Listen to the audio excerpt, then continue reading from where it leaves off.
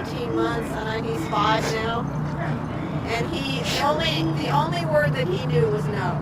He didn't know how to ride in a car. He didn't know how to walk on a leash. He knew nothing. And I don't think he'd ever really been kindly treated by any human being.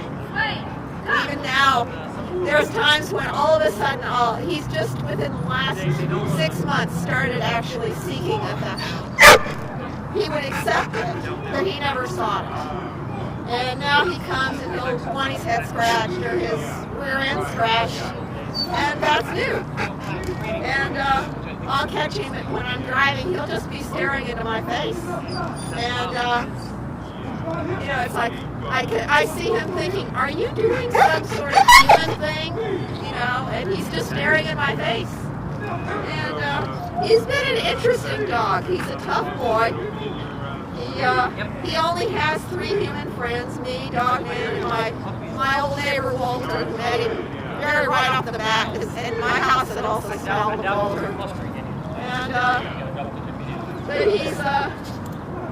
he wants to test people. And he's been hard for me. He's a strong dog. He knows he's strong. He gets anxious. He starts banging my knee. Then I'm sunk. But he loves Dogman. And gradually, when he's maybe 15, he'll be a good dog. How's he get along with your other dogs? He's great with the other dogs. I mean, he's loads of patience.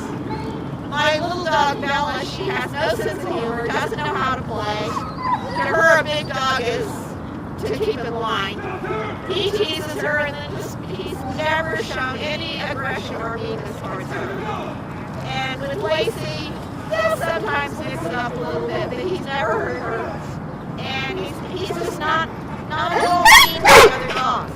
Now here, if one gets too close or if one charges with that offense, he'll go for it. But if he has a chance to get away, he would run. He would avoid the fight. That's just street dog manners. It's like the dog's over there at a fence barking. Don't worry, I'm going to move on here. I'm leaving your territory. But if the dog's too close, it's like, uh-oh, here we go. It's hard for me sometimes getting focused on food. You have to calm down a long time. Yes, Buster? What types of things has Buster learned here at Dogman's class? Oh, gosh. How to be a decent dog. I mean, the funniest thing is that he prefers to be next to Pablo. And he and Pablo are probably the 2 toughest dogs here. And they basically have a mutual agreement. We are ignoring each other. You want to bark at somebody or get anxious about somebody, I'm going to ignore you. And they never look at each other. But Dogman makes Buster behave perfectly. That's far above my dreams. But, if someone like Dogman had had him, he probably could have been a great agility dog or maybe even obedience. But I'm not sure how trusting he's ever going to be of most people. And I think that he's probably been hit with some object at some point or other. I worry a little bit about your camera. Because things that look like they could be swung, he keys in on. Okay. So you found him on the street? Yeah.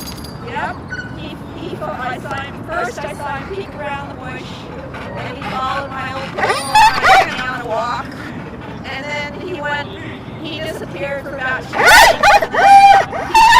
days.